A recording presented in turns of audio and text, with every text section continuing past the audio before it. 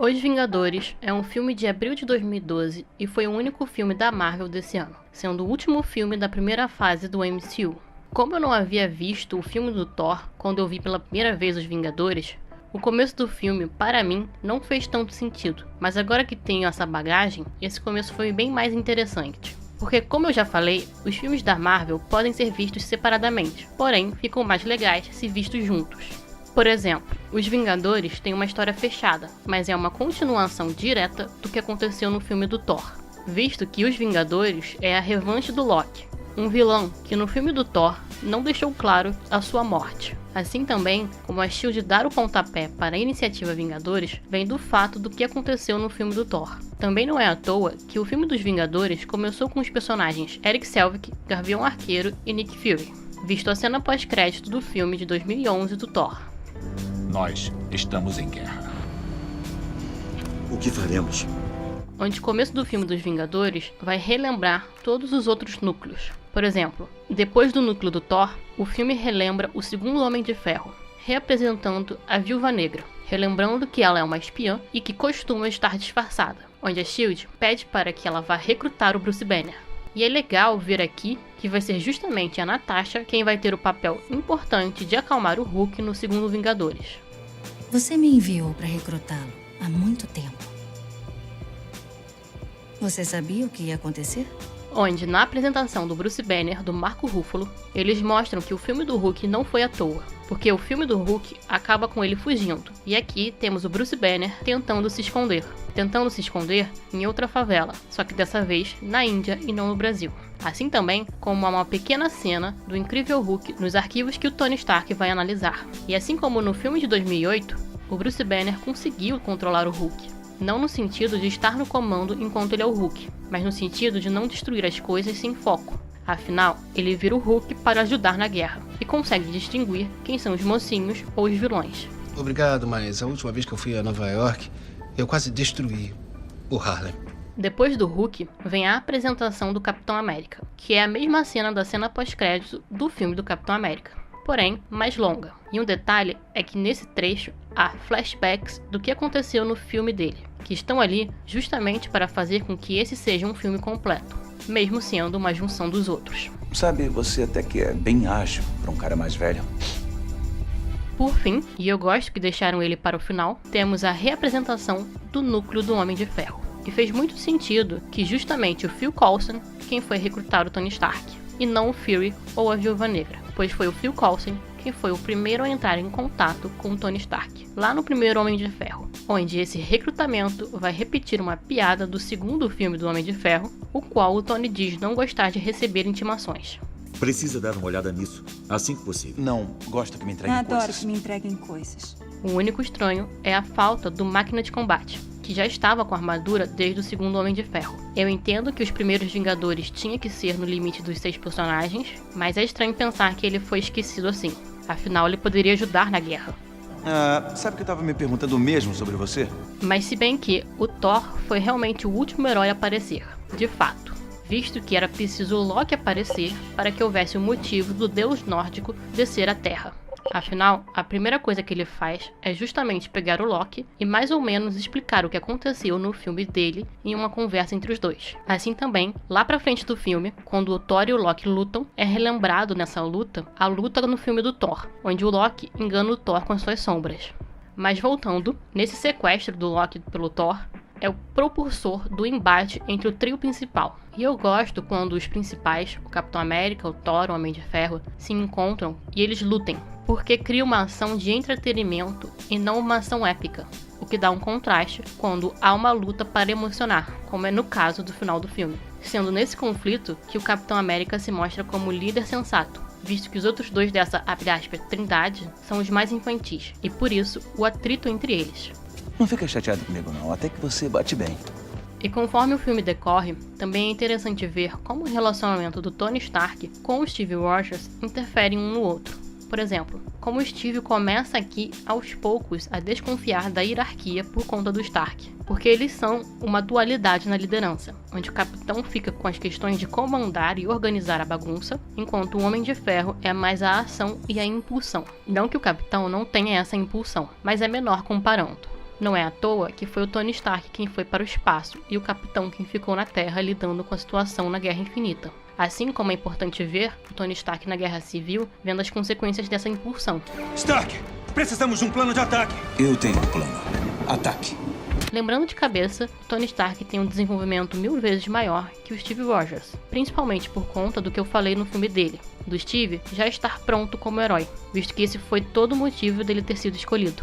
O que é bom nesse começo dos Vingadores, pois ele já é um líder pronto. É a primeira vez que perde um soldado? Nós não somos soldados. Outra questão do filme do Thor relacionada a esse é uma coisa que eu falei no vídeo dele. Faltou uma maior ligação do Thor com a Terra, pois nesse filme é falado que a S.H.I.E.L.D. está se preparando para a guerra, pois um alienígena destruiu uma cidade. Só que o destruidor só destruiu uma rua. E é nisso que eu acho que faltou em Thor. Ele ter conhecido aquela cidade e depois ter visto ela ser destruída. Mas eu entendo que provavelmente isso não aconteceu por questões orçamentárias.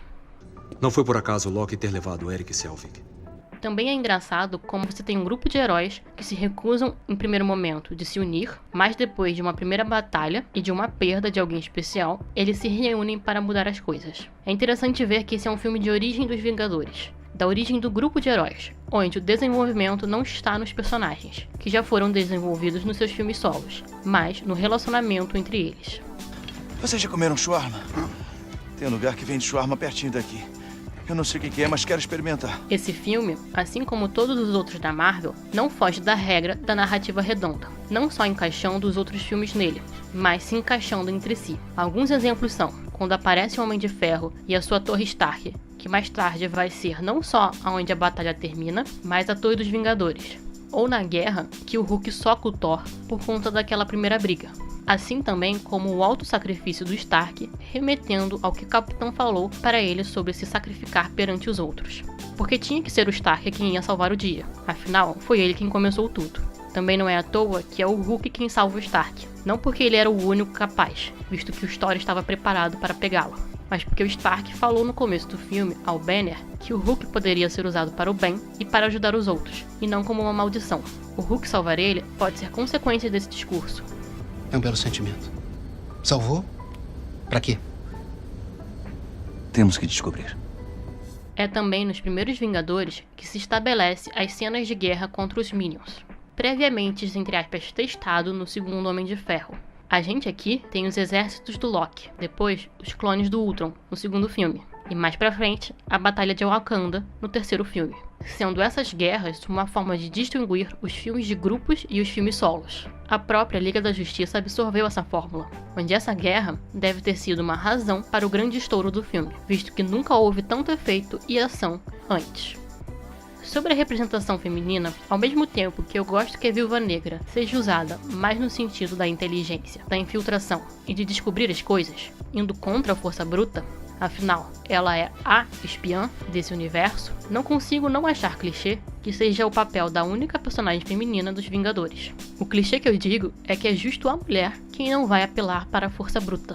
Não que não seja ruim, na verdade, eu adoro como eles mostram que nem tudo tem que ser por força bruta e que força não é só física. Só que, por ser a única, fica mais do mesmo.